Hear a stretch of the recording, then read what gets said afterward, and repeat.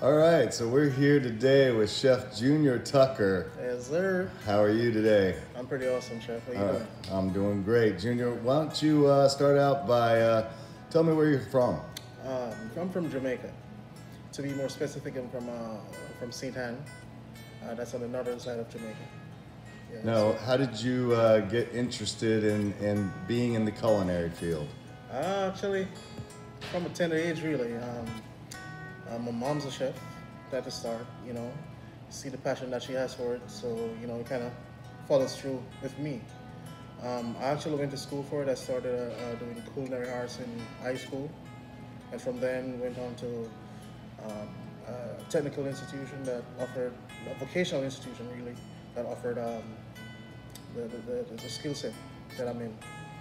The name of it is Heart Renove. Yeah, it's actually an acronym, but yeah, they do pretty much do like hotel resource and that kind of training stuff. Well, tell me some of the experiences when you first got started in the business, first going into a kitchen. Yeah. How did you, what made you find love for it, or did it scare you? How'd you feel? Oh, it scared me. It scared me, man. I stepped in the kitchen, seeing all these people with a vast, what do you say, vast experience.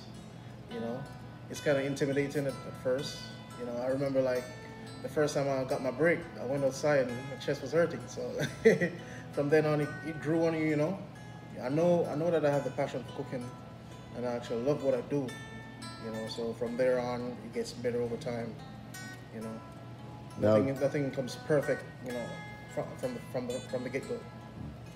And give me a little rundown over the years. How going through school and your first kitchen experience, were some of the places that you worked and maybe some of the people that you worked with that had an influence on you? All right, so pretty much after school, I started working at a hotel in Jamaica called Breezes Runway Bay.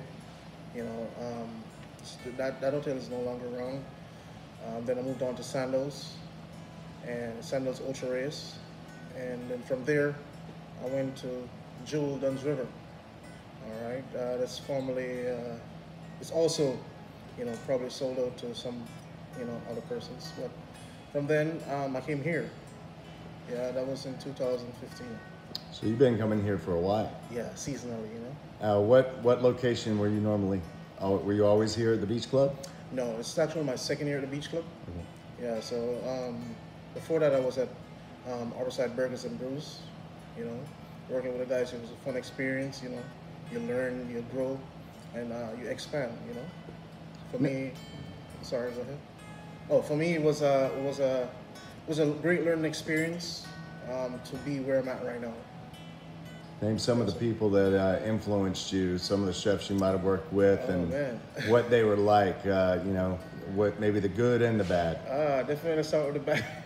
With the bad, what seemed to be the bad. It's a learning, as I said, it's all a learning experience for me. I had a supervisor that, I don't know, like if he saw the potential or was trying to, make me look better, what he started giving me soup and sauces to do. It was also terrifying, but I learned from it. The first time the sous chef tasted the sauce, it was ugh.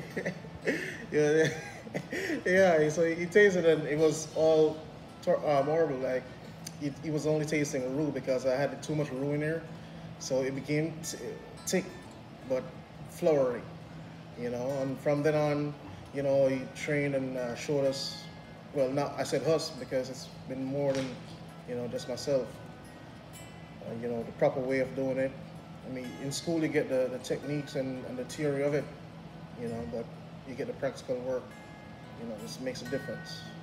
I know your wife Shannon. She works with us here as well. Yeah, she does. Talk a little bit about what it's like to work in such a high stress, high volume situation with your wife. Yeah, the difference is like it's finding balance really. I mean, personal and home issues can't be mixed with your professional life. You know what I mean? So you try to find a balance between it, find common space really. At work, it's no pressure working with her. I mean, she's not someone that's very needed. She's very independent. You know, she works at a separate station from I do. You know, she monitors the station well. I try my best to monitor my station well as well. You know, it's been a great experience. You know, being with someone that understands what work is like. So when you go home and say, "Hey, work was a bit hectic today," you know, it's like, "Oh yeah, what happened?" You know, you have a conversation based off that. Or work was fun today. I did this. I did that. You feel the joy.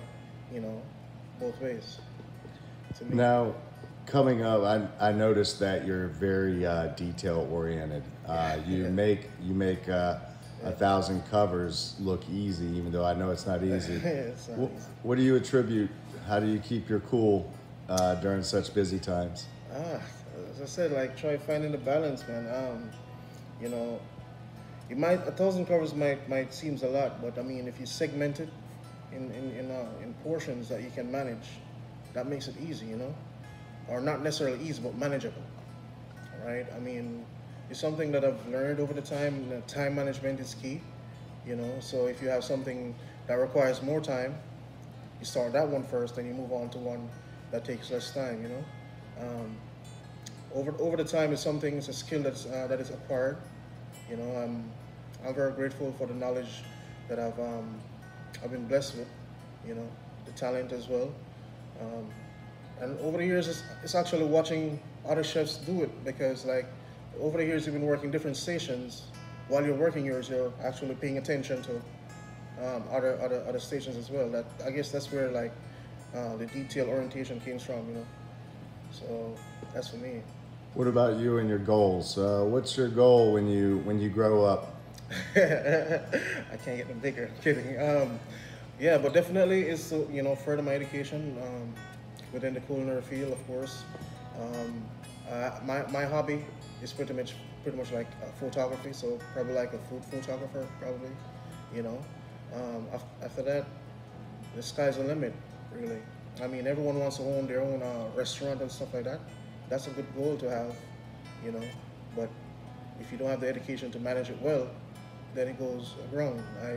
I'm not trying to fail. What would you tell a young chef just entering the field today? No, I'm kidding. No, it's pretty much you know, have your goals in sight. Pretty much, you know what you want, go after it. Nothing comes easy. I mean, it requires time. You know, be patient and trust the process. You know, a lot of people don't trust the process and try to rush it and then get burnt out. You know, if it takes time, if it takes 20 minutes, you know, allow the 20 minutes to run off. If it takes like an hour, you know, do something within that time to cover, you know, the time that doesn't seem like you're wasting time, but be focused with it. Yeah. Chef Junior, thank you so much for your time. We appreciate it. Respect, Chef. Cool. All right.